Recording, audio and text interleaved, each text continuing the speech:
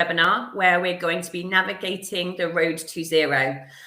Before we start this morning, I just have some housekeeping that I need to do. So just to remind you all that all of the Bvrla events are held in accordance with competition law. So if we can get the competition law slide, please do refrain from any questions or chat that goes into any of those areas that are highlighted there in red. So just steer away from anything that could be deemed as commercially sensitive. We will be recording this morning's webinar, and all of the webinars can be found on the Bvrla's websites afterwards, along with the other webinars that we've run.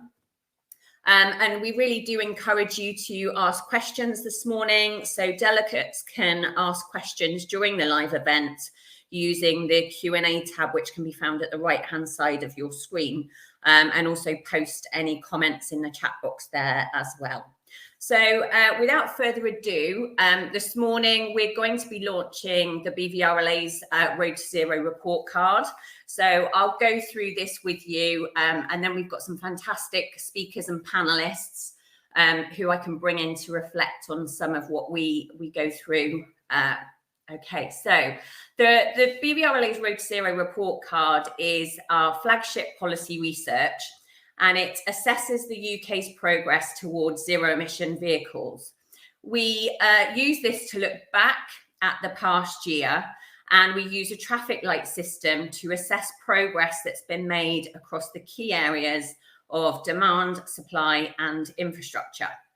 This year, we've also added some new key performance indicators, and this will enable us to start to create some objective metrics around the UK's progress on the road to zero, and has helped us to identify areas where there's some gaps in data that's available, where we're very keen to work with stakeholders from across the industry to fill some of these gaps, and which we've also used to formulate a way that we can continue to monitor progress as we do this research in years to come. Where the data has been lacking, we've been able to do some extensive interviews and capture some really valuable insights from across the sector that has then led to our scoring for each section. So if we go on to the next slide, please, Fran. So if we look at this year's scoring, this year we have given an overall score of amber accelerating. That's actually an improvement when we compare to last year, where we had an amber brakes on score. And that overall score is made up of each of the individual scores for these key sections: demand, supply, and infrastructure. And I'll go into these in a bit more detail in just a moment. But just to give a bit of a high-level overview, we've got demand as green and cruising, and this is an improvement when we compare to last year's amber accelerating score. This is down to the significant progress over the past year, where we've seen more fleets embracing battery electric vehicles and also setting some really ambitious decarbonisation targets. This confidence has been underpinned by strong business and consumer demand and a robust, albeit small, used BEV market. If we then look at supply, this is the same as last year's score, so amber accelerating, and this is largely down to the fact that over the past year we've seen major improvements in vehicle choice and the performance of zero-emission vehicles on sale, with some really reassuring signs around the UK automotive market in investing in things like electrified skills, and also starting to see some investment in things like battery production and recycling. There is an ongoing vehicle and part shortages that we can't ignore, and this really does highlight the need to develop a more resilient supply chain. And then the final area is infrastructure, where this is actually a downgrade on last year's score. So this year we've scored this as an amber brakes on. Last year it was an amber accelerating. And whilst we've seen some sustained and significant growth in the number of charge points, there is growing fleet concern about whether these are arriving in sufficient numbers and also whether they're fit for purpose. So we've heard time and time again about issues with accessibility for commercial vehicles and for vans. And it's also an area where we're seeing local authorities take on more and more responsibility. And we want to ensure that they are engaging with fleets at the earliest part of that process, and that we can ensure we have a robust infrastructure that's able to cater for all users and vehicle types. So we move on to the next slide. So looking then in a bit more detail at some of the KPIs. So this is for demand, which, as I said, is green and cruising. Most of the KPIs we've assessed as green. The first one is looking at business fleet ZEV uptake. So here we've looked at things like the growth in the percentage of corporate cars on lease, the growth in car rental fleets, and also van fleets, where we've seen progress being made across all of those different areas. With retail leasing and rental uptake, here we've looked at the percentage of personal car leasing, which has grown over the past year, but we've also seen some significant growth in EV subscriptions, which have doubled over the past year, and also with car clubs, which now have 12% of car club vehicles being zero emission vehicles. The total cost of ownership, that's the one area that's been assessed as an amber breaks on. And that's really in light of some of the issues that we're starting to see come to the fore with the energy crisis, and where we think that the TCO figures are likely to worsen as the energy price caps continue to increase. We've then looked at fleet ambition. So this is really looking at a number of the commitments that have been made by UK's fleets. So we have commitments that to shift over 630,000 vehicles to zero emission by 2030, which actually places the UK fleets as second globally in terms of the scale of these commitments, and above the UK's position as the 5th largest EV market. And then finally, for this section, we've looked at the used vehicle market, where we've looked at the market health, and the fact that, the used BEV market is continuing to consistently outstrip supply. So good growth in that area too.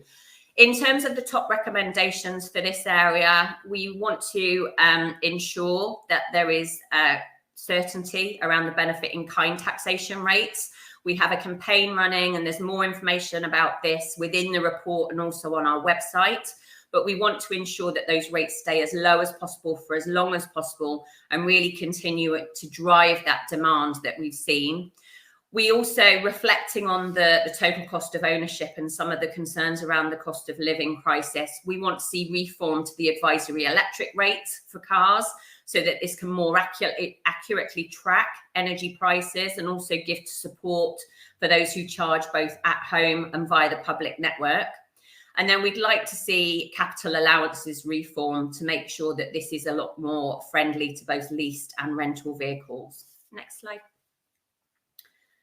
Moving then on to supply. So again, if we start to look into some of the detail behind the KPIs, and I really would urge you to read the report and look at the detail. I've only got sort of 10-15 minutes to go through this at quite a high level. So please do take a look at the report. But for the KPIs for supply, we've looked at ZEV product choice. So this is the number of models that are now on the market. So we have over 70 models of ZEVs that are now available, with around 60 of cars and around 10 to 15 vans. When we look at aftermarket services, we've used metrics which has looked at the number of EV qualified technicians and also the growth. So we've seen 4.5% growth in the number of EV qualified technicians when compared to 2021. So that we've now got 11% who are qualified to work safely on EVs. But for this one, we've also looked at repair times and repair costs, which also compare very favourably to ICE. We've then got a KPI where we look at ZEV production, reuse and recycling. So here we've looked at things like the UK battery annual production capacity, the proportion of UK automotive manufacturing that's focused on zero emission vehicles. And an area where there's a missing metric that we'd like to work on is around the proportion of UK waste batteries that are reused or recycled in the UK. And this is perhaps something we can touch on a bit more when we come to the panel discussion. And then ZEV product delivery, which unsurprisingly we have assessed as red and parked. And this is due to the ongoing issues with vehicle lead times, where a number of those interviewed reported wait times of up to 18 months for vehicles, which obviously causes some real significant operational challenges. In terms of recommendations for this area, we would like to see government work with fleets, manufacturers, and other parts of the auto industry to create a resilience plan so that we can ensure long-term security in vehicle and part supplies. We'd also like to see an annual evaluation process added as part of the introduction for the ZEV sales mandate, which would include consulting with both vehicle manufacturers and end users. And that evaluation process should look much more holistically to ensure that things like demand and infrastructure are also moving in sync with the growth in vehicles coming to market. And then the final top recommendation for supply is we'd like to see a further extension to the plug-in grant eligibility window to reflect some of those supply issues, and for this to go beyond 12 months, certainly until the supply constraint ends. So moving then on to infrastructure. So with infrastructure, we've looked at public charging availability. So this doesn't just look at the growth in the number of public charge points, but also at the distribution of some of those charge points. So we have heard reports and there was some evidence that there is still some uneven distribution of charge points across the UK. And this means that there are still areas with some black spots across the network. Public charging data availability. I'm sure Nick Shaw, who's going to come and speak to us from the Office for Zero Emission Vehicles, can reflect on some of the work that government's doing on an open data project. But at the moment, there are still limits to some of the data that's available. So persistently, we heard from a number of those interviewed that there are issues around live usage data, where it's difficult to know whether charge points are in use or whether they're out of service. There are also issues where people are trying to find van accessible charge points and are unable to do this because that isn't a data set that's currently open. But as I said, I'm sure Nick can reflect on that a bit more when he speaks in just a moment. Local authority engagement is another area that we're keen to explore here. So recognising that local authorities are starting to get more powers and more responsibility around the deployment of charging. There are a number of metrics that we would really like to measure, but we're unable to at this time. So things like the percentage of local authorities that have fleet engagement programs, the number of local authorities with an appointed specialist or a team that are able to focus on charging infrastructure and also be that point of liaison for fleets. And then the proportion of local authorities with fleet-friendly EV strategies. And again, I'm sure Nick will reflect on the local EV infrastructure fund that OZEV announced earlier in the year when they launched the EV infrastructure strategy. I think this will go a long way to really helping, but we're really keen to work with local authorities as they start to think about developing some of those EV infrastructure strategies to make sure that they are going to be fleet friendly and that they can cater for all users and vehicle types. And then the final area we've looked at is fleet suitability, and we've had this as parked. This is largely down to concerns around things like van accessibility of charge points, but also persistently we heard things about grid connection costs and times. We found it difficult to gather a metric. So again, we relied very much on the stakeholder feedback that we've obtained, but there are still prohibitive costs with the whole grid connection process. And the current norm of waits of around 18 months for network connections are really unacceptable for a number of fleets. We heard quite a lot too about the lack of an ability to pre-book charging and the impact that this could really help on reducing downtime. And also there was quite a lot of skepticism around e-fuel cards and coverage across the network. So a number of issues then that we've sort of considered as part of that fleet suitability, and where we think a lot more progress needs to be made for that to sort of score higher in years to come.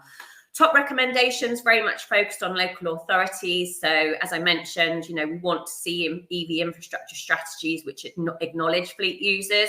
We have started to have some conversations with some local authorities and the subnational transport bodies, but as I said, there's more to be done. We'd also like to work with local authorities and the fleet industry to develop some van-friendly charge point standards, because accessibility comes up time and time again as a key barrier. And the final top recommendation for infrastructure is we would like to see the VAT rates between home and public charging equalised. So if we move on to the final slide then, please, Fran. So this is where we start to break this down into a bit more granular detail. So again, we use the key headings of demand, infrastructure and supply, but we start to look at how this is playing out across our members' fleets. So for cars, vans and trucks. So for demand, we have cruising for both cars and vans, very much recognizing the strong growth that we've seen in demand and the fact that, interest in e-vans is now high, but caveated with the fact that we do need to see that certainty on BIC rates for cars, and we want to see the continuation of the plug-in van grant. That's absolutely essential if we're to make the growing number of e-vans affordable. And then for HGVs, we've got this as accelerating, but recognizing this is from an almost non-existent base. So firms are now starting to give some serious thought to how they can deploy zero-emission HGVs and looking to trial these in some cases where they're applicable. For infrastructure, on the car side, we've rated this as amber accelerating, largely down to the continued expansion of the public available infrastructure. However, this does need to keep pace. So as we start to see some of the supply bottlenecks recede, we need to make sure that infrastructure rollout needs to speed up. For vans, and for all of the reasons that I've just mentioned, we've rated this as parked. So the issues that I mentioned around accessibility, but also some of the impacts around vehicle downtime. And we really want to ensure that the needs of van users are considered at the earliest possible stage of the design and deployment of future infrastructure. On the HGV side, one of our persistent asks of government is that we see a sort of more definitive powertrain roadmap. We think this is absolutely essential, particularly when it comes to planning infrastructure. We need to have that certainty. Not all use cases are going to be able to move to battery electric. Some may need to be hydrogen, and we need that clarity that will really then help to develop that long-term HGV infrastructure plan. And then moving then to supply, again for cars and vans, amber accelerating, largely down to the increase in model choice and being able to cater for users' needs, but caveated by the fact that we do still see some of the supply chain pressures that are holding back this demand.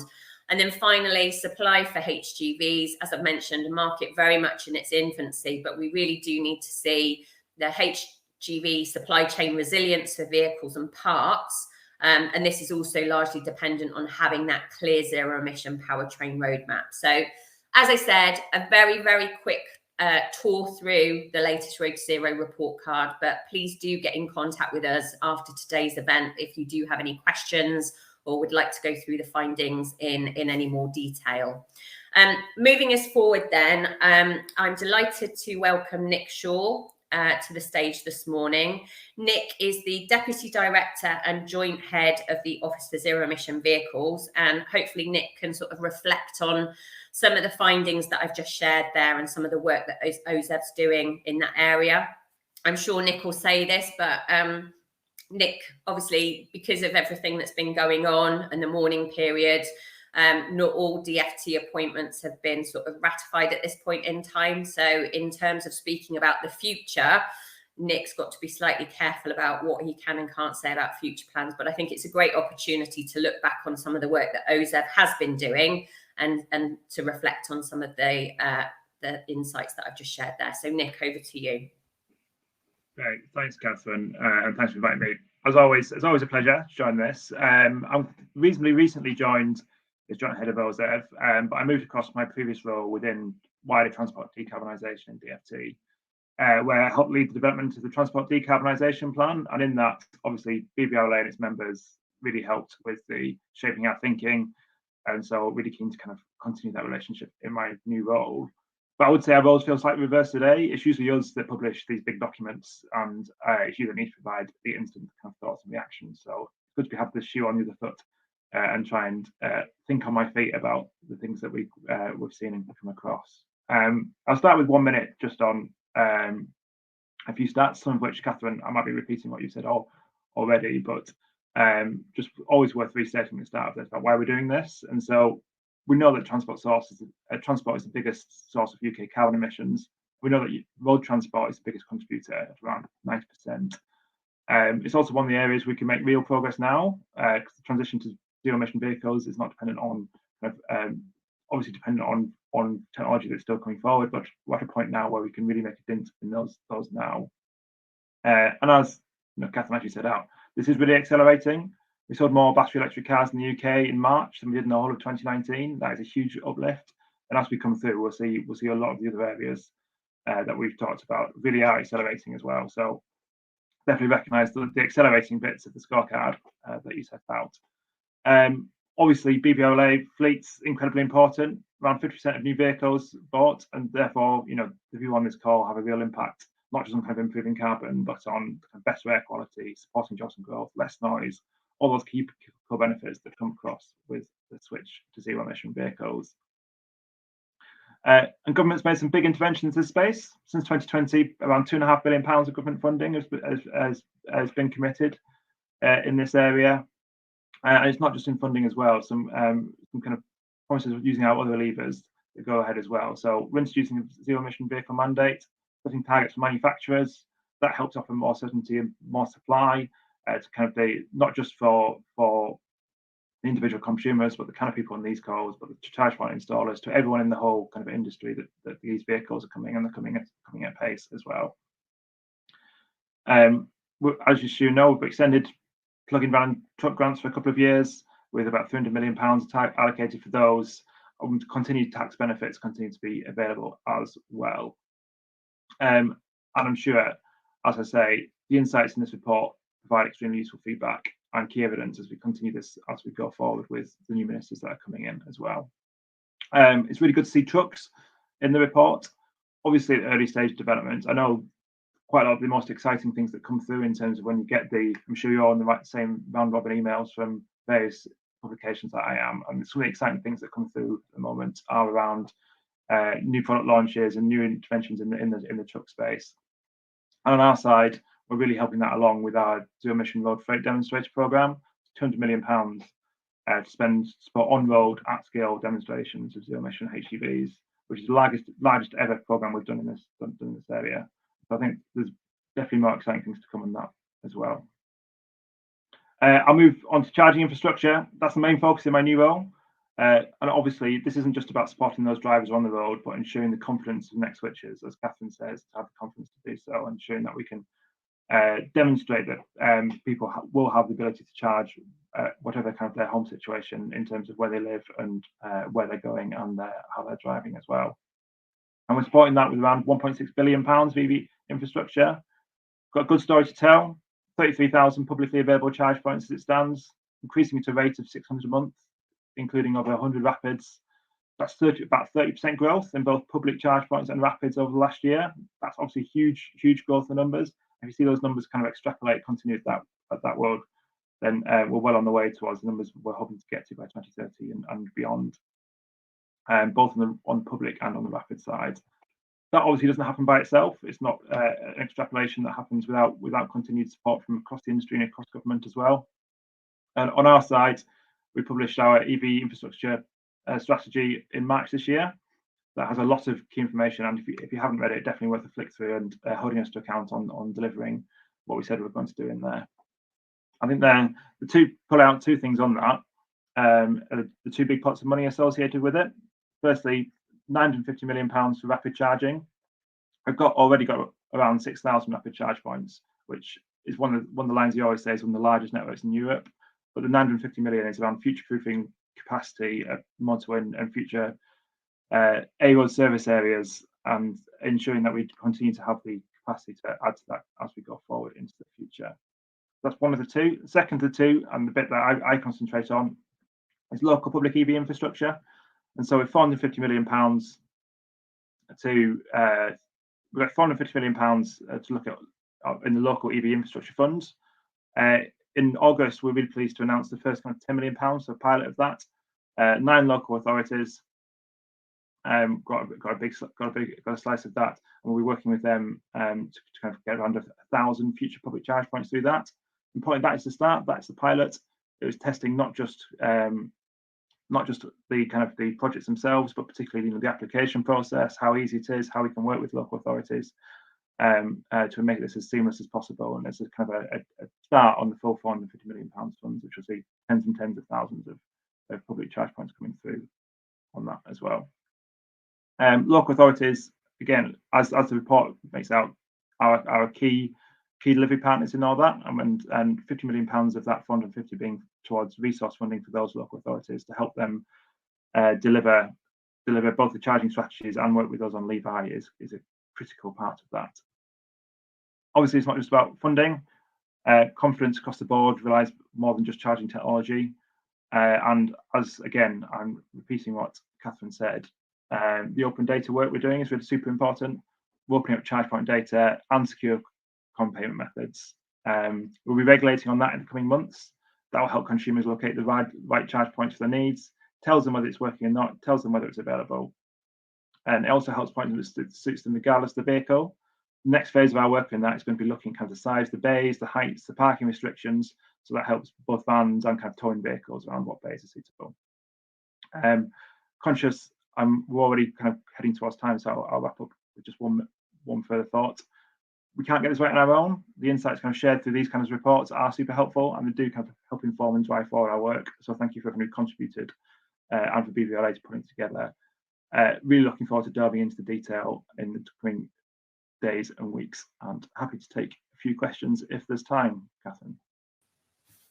Thanks, Nick. I see there is a question come in from Chris Ashley. I don't know how much you can or cannot say, but can you give some insight into the net zero review by Chris Skidmore, please? What is that likely to look at? Anything we can expect? I note that the Prime Minister is keen that net zero should not be costly on business. Any reflections on that one? Yeah, I think so. A few thoughts. So short answer, I can't give that much insight in that. I think we're kind of in the position, and I'm sure my answer to a lot of these things will be we're early in with a bunch of new ministers and a bunch of new things we're working on, and a lot more will become clear in the next few weeks. But I think in terms of Chris Skidmore review, I think it's clear it's about net zero by 2050, and it's about ensuring that we're doing that in a kind of business. I'll get the precise wording wrong, but a business-friendly way, I think, is the way the question put it, and that's a sensible way of doing that. That's a sensible thing to be looking at. I think we're looking forward to working through that. I think on the EV side, a lot of what we're doing has got a great story to tell in terms of the impact on UK growth, in terms of the impact on jobs, and in putting the UK at the forefront of kind of a global transition. And so I think we're I'm looking forward to working with the team on making sure we get that across into the review as we can. Fantastic, thank you. And then a question from me, which is, this is the 4th year of our Road Zero report card, and in that time we've seen some really significant growth within OZEV. I think we quite often get the feel that we're kind of moving further away from grants and incentives and more support around infrastructure and things like that. Are you able to give us a bit of an insight into how the team is balanced and yeah, what sure. sort of areas of focus are? Yeah, absolutely. And so obviously with the kind of closure of the Plug-in Car Grant, that kind of marked a shift of a piece of work that OLEV and then OZEV have been working through for gosh, I'll get the time frame wrong, but 7, 8, 9, 10 years. I'm sure someone else knows the precise number. And so that does kind of whilst the plug-in grants continue in certain areas that people know about, that does kind of mark a bit of an end of an era on that front. And we were really pleased with how kind of the industry and people on this call and various groups kind of reacted to that and understood how we were trying to set out kind of the way forward there. That's kind of not the end on the kind of the grant side. As you know, there are still plug-in grants available for various vehicles. We still have home and workplace grants and under various things. That continues to be ensuring those work and ensuring those are targeted at the right areas of the market will continue to be a key thing that OZEV does. But also alongside that, we are big on infrastructure. We have two massive projects and programs on that, in terms of Levi and the Rapid Charging Fund. And alongside that, we've got to do all the work that covers the open data, that covers the wider piece, that covers regulation, legislation, the wider piece on that, and just kind of making sure that the charge point landscape works for the entirety of the industry is a huge piece of work as well. So there is definitely a continued focus on vehicles, but at the same time, the infrastructure is a key part. And then I'll come to that other question. I'm just going to take my chair's prerogative and ask you a question, and I'll go back to the one that's just come in. But yeah, I mean, the area where Catherine, am I still here? And that means I get to freelance for a bit. I can see the questions in the chat, so I might just try and answer them without Catherine's input, unless she can hear me now. I can hear you. Can you hear me? Great. How can we ensure that Levi works for fleets? I think that's a very important question. I think that's something we're working through the detailed design at the moment, and fleets are playing very strongly into that, and ensuring that they're one of a number of key groups that we're looking to ensure are supported throughout the kind of Levi throughout the Levi program. I think actually there's various things we need to think about. Is actually where are those vehicles and where are they kept overnight? But a lot of fleets, if you have people taking them home, they're probably on the street and car parks near to them, and where they're going to want to charge them if they haven't got off-street parking. And so I think making sure that we do that, and making sure people are feeding in specifics. If you think we're getting things wrong, then do feed it in. We are looking to iterate and learn as we go through this process with Levi. So the more we can do, and the more we can hear from people, and if the way we're setting things up works, the better it'll be for everyone as we go through. Nick, I don't know Catherine, if are you back? Can you hear me? I think other people can hear me. So maybe at this stage we can take any other questions to Nick. We can send any other questions on to Nick, but perhaps at this point we move on to the panel discussion. So Fran, I don't know if you're able to bring this morning's panel on. Sorry about that. I feel like I've booted Nick off without being able to speak to him. Welcome to this morning's panelists. So we have Kim Harrison, who's the Senior Category Lead for Fleet at Commercial Service, Crown Commercial Service. Andrew Kirkby, who is the Senior Manager Sustainability at BT Openreach. Fred Bell, Partnerships Development Manager at the Algorithm People, and Michelle Miles, who is Group Marketing Manager at Pro Green. Good morning to you all. Good morning. So if we sort of use a similar structure as we do through the report card, so looking at sort of demand, infrastructure, and then supply. So looking first at demand, which we rated as green and cruising.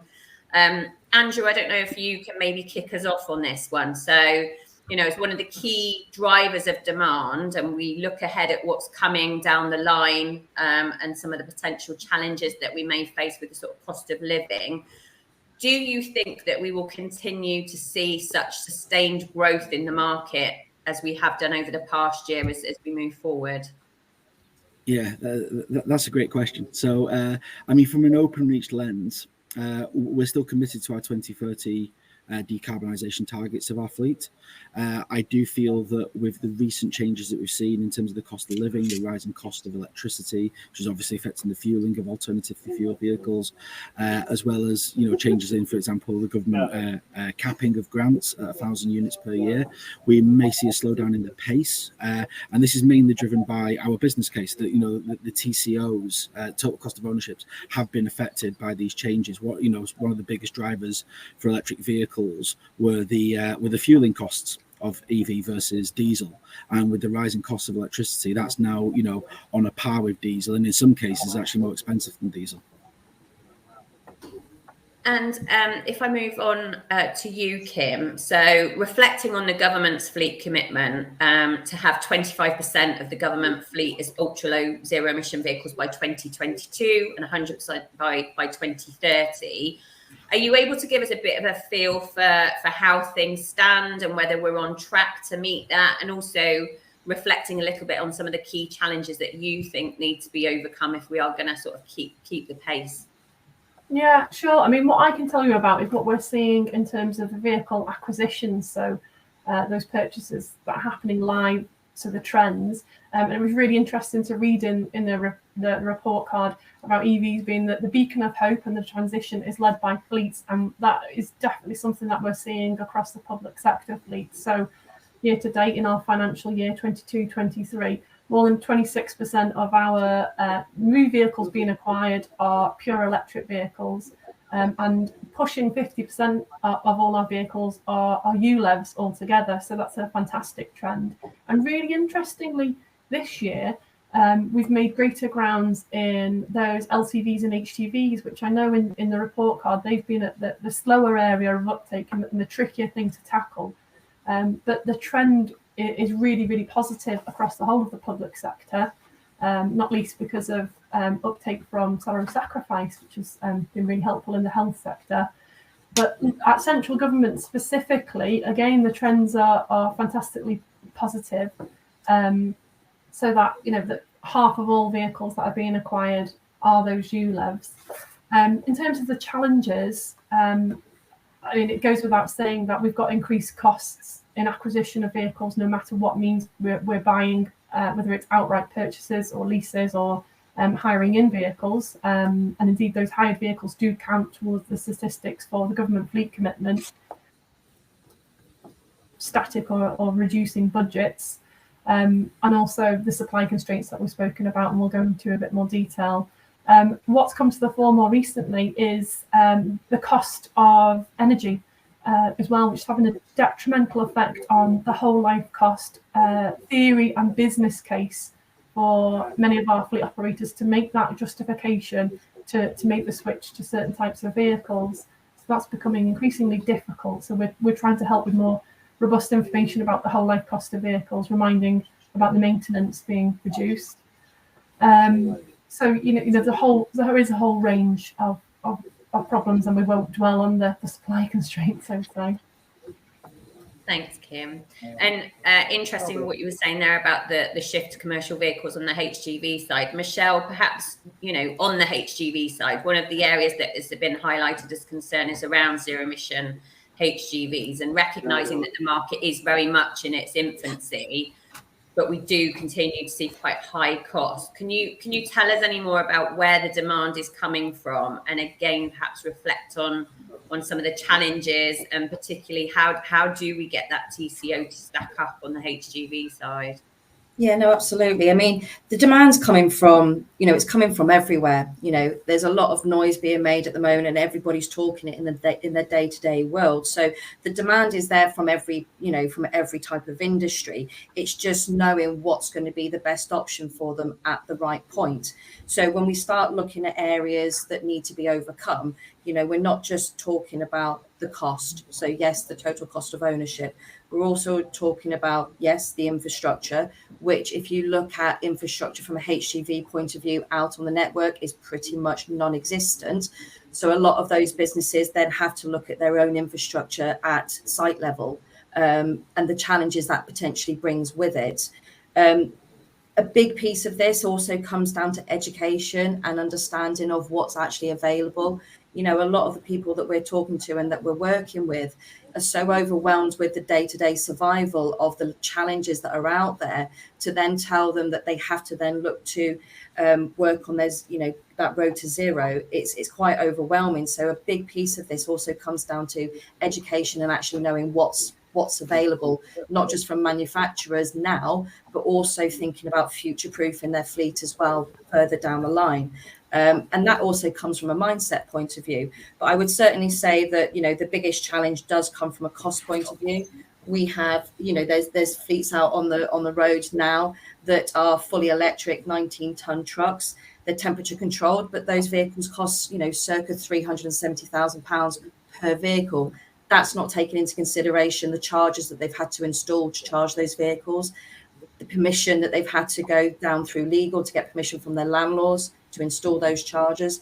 There's a big wider picture to this when we talk about the vehicles. It's everything else that goes in the background behind it. Thanks, Michelle, and really struck by what you're saying there about the importance of sort of education. So, Fred, I think a question I was going to maybe ask you is, what are you hearing from your customers, and how much of a role are you playing in helping with that education piece? Yeah, so our customers operate in the commercial vehicle space. So that's everything from LCV through to HGV. In terms of demand, that's definitely being driven from the fleets that we speak to by the LCV market. And yes, there are issues with supply. However, what we hear a lot about are the sort of practical day-to-day operational challenges that mixed fleets face as they are transitioning from ICE to electric, or indeed other drivetrains, and how these can be planned efficiently and effectively in consideration of all the other areas of their fleet. So an example of that would be if you have an ICE vehicle and its electric equivalent can do the same job, which vehicle do you choose to do the task, considering what that may be happening in terms of its second job, and taking into consideration factors such as charging, costs, the range, payload, and all those other factors. They also have a bearing on the allocation process. Now, that's a hard problem to solve with two vehicles, but if you imagine you're a fleet with 100 vehicles or more, that becomes an absolute nightmare to try and solve. So we provide our customers with algorithms to do all that heavy lifting for them, and that helps them navigate through that process and takes into consideration all the complexities of the charging infrastructure and how to move across to an electric vehicle fleet. Thanks, Fred. So I was going to move us on to sort of some of the supply. Quite a few of you mentioned supply, and obviously we do know there are supply constraints, but there were other KPIs within that supply section that sort of looked at some of the factors, I guess, that we've got a bit more control over. So Andrew, Michelle, we've previously flagged some of the concerns about the availability of vans to meet all of users' requirements. It feels like it's been an improving picture. That's certainly reflected in the report. Do you think there are still areas where users' needs are not being met, and what do we need to do to make sure that we can cater for those users? Michelle, Andrew, do you want to? Andrew, you go for it. Okay, yeah, sure thing, thank you. So yeah, it's absolutely been an improving picture with commercial vehicles, particularly. We've seen some new models come to market in the last 12 months. Generally, once again, from that open reach lens, we're an engineering fleet. So payload and range are definitely our biggest concerns, and you do tend to take that hit on your payload when you do move to an alternative fuel vehicle. There are some provisions in place, like the alternative fuel vehicle licensing provision, so we can put people through a training course, which enables them to go up to 4.25 ton with an O license exemption, which does help. But then obviously you've got the increased cost of that vehicle because it's got, you're paying for that bigger battery. So when we compare EV directly for ICE, there's a lot more range in that ICE area for doing the same job at a cheaper cost. So what we're still looking for with the manufacturer, and we're driving the manufacturers quite hard as a large customer, is bring more EVs to the market, bring more AF vehicles to the market. We haven't ruled out other technologies like hydrogen. It's just the infrastructure isn't really there to support hydrogen yet, which is why we're doubling down on EVs at the moment. Thanks, Andrew. Sorry, Michelle, go on. Sorry, I was just obviously when we talk about supply, I think something we need to consider again, it's that future-proofing element. So what we're finding with quite a few of our customers and a lot of businesses that we talk to is looking at that TCO model is potentially keeping those vehicles for longer than they would have typically. So previously, if it had been a diesel, they may have considered keeping their van for 3, maybe 4 years. A lot of businesses are now potentially keeping their vehicles for 5 to 6 years from an electric point of view to try and spread that cost, which is great for businesses. But what we need to consider when we're talking about future proofing is that supply chain for the second-hand market. So what happens when, we're keeping, businesses are keeping their new vehicles for longer? Those other businesses aren't necessarily in a position to purchase from brand new, again, because of the cost implications. So where do they sit when they have to wait a little bit longer for that second-hand market to start to fall through? That's something that we also need to be considering as well for those smaller businesses that are out there.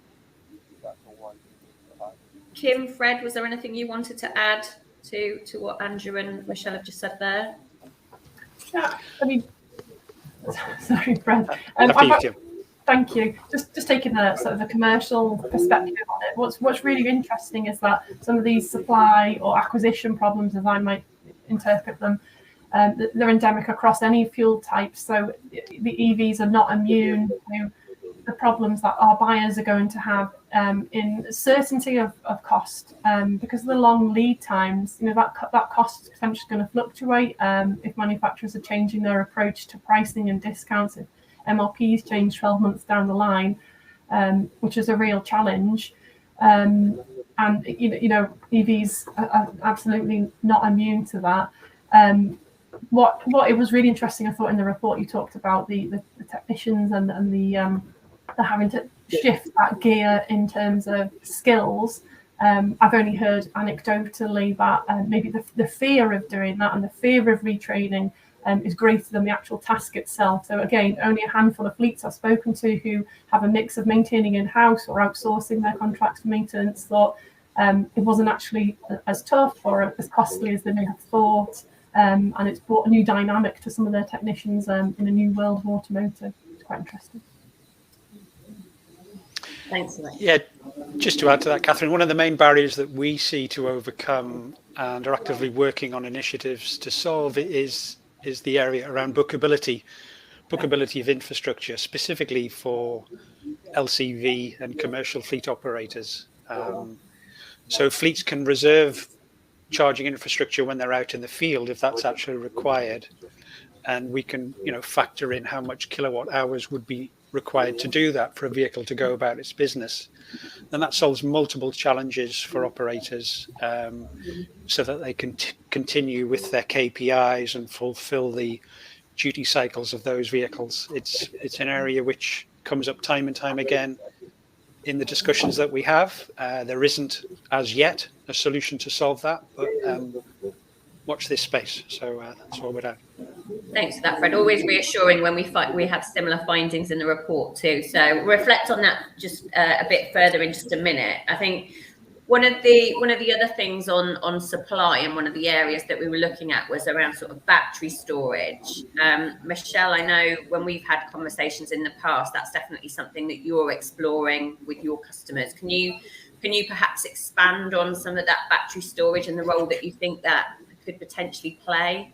Yeah, so very often when you start having quite open forums and discussions with people, the topic around what happens to the batteries at the end of their life starts to take place, and what could potentially be done with them. And we're very much a strong believer in the recycling and the reuse of that.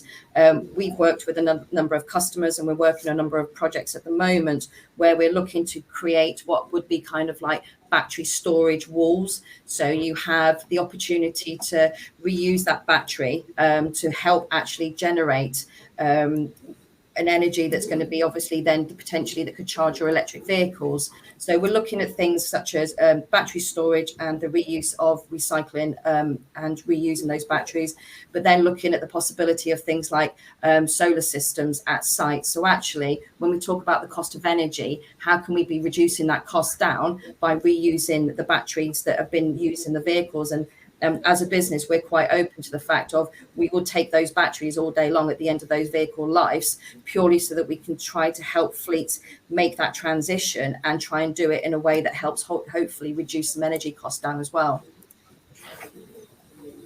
Brilliant. Thanks for that, Michelle. And then if I move us to infrastructure then, and going back to the point that sort of Fred was making there around bookability, and there were a number of issues that came up in the report around accessibility for vans, the bookability, the grid connection costs and times and things like that.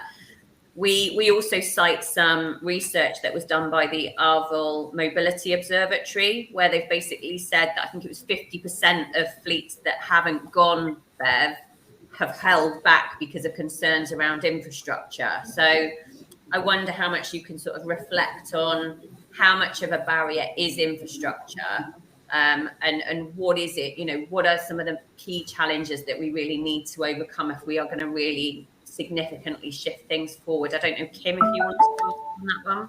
Yeah, I mean, what I find really interesting in the report was one of the recommendations was to make the step on this, particularly for publicly accessible infrastructure. And again, going back to something you mentioned in your opening, Catherine, I thought if we were having this conversation 2 years ago, we would be saying we're struggling to find within any business or operation who wants to take the ownership or the leadership for the infrastructure and sorting something out for their fleets or offering it publicly.